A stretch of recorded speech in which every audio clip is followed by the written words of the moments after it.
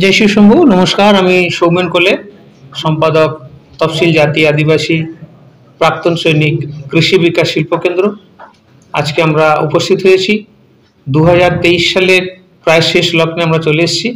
তো এই 2023 সালে সারা বছর আমরা কতটা কি কাজ অগ্রসর করতে পেরেছি সেই বিষয় নিয়ে আজকে আলোচনা। আমার সঙ্গে আছেন মাধবেন্দু রায় সিংহ কুচবিহার থেকে, এবং দক্ষিণ দিনাজপুর থেকে আছেন বিপ্লব রয়, বিকাশবাবু আছেন 24 পরগনা দক্ষিণ 24 পরগনা সোনারপুর থেকে, এবং সজলদা আছেন বাঁকুড়ার বিষ্ণুপুর থেকে, এবং আমাদের বিভিন্ন অ্যাসোসিয়েট গোটা পশ্চিমবঙ্গের সমস্ত জেলা থেকে আমাদের বিভিন্ন আধিকারিকরা আজকের এই সভায় উপস্থিত হয়েছে। তো আমরা আমাদের সংস্থার দীর্ঘদিনের যে লড়াই ছিল সেই লড়াইয়ের অনেকগুলি স্টেজ আমরা এই 2023 সালে কভার করতে পেরেছি। তার মধ্যে একটা উল্লেখযোগ্য হচ্ছে 2023 সালে 23শে আগস্ট আমরা ভারত সরকারের ট্রাইবাল অ্যাফেয়ার্স ডিপার্টমেন্টের কাছ থেকে আমরা as a tie up organisation হিসেবে স্বীকৃতি বা মান্যতা আমরা পেয়েছি।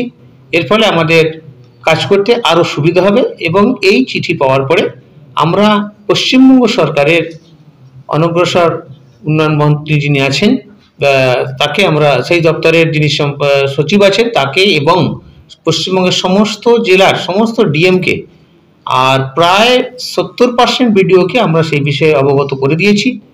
এবং এই বছরের 6ই নভেম্বর থেকে আমরা বেসলাইন সার্ভের কাজও শুরু করে দিয়েছি, এই বিষয়টা জানানো ছিল।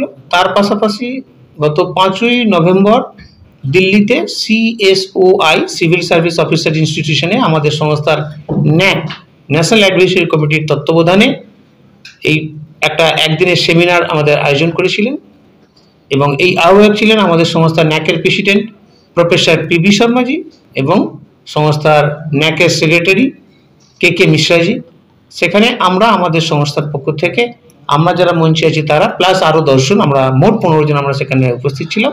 এবং সেখানে আমরা আমাদের যে রানিং প্রজেক্টগুলো রয়েছে, বিশেষ করে composite agriculture farming, bee farming, vermicompost, fisheries, dairy, animal husbandry, poultry, সমস্ত বিষয় দিকগুলো আমরা বিভিন্নভাবে তুলে ধরেছি, এবং আগামী দিনে যাতে আরও বড় করে সেটাকে শুরু করতে পারি সেই বিভিন্ন দিক নিয়ে আমাদের আলোচনা হয়েছে।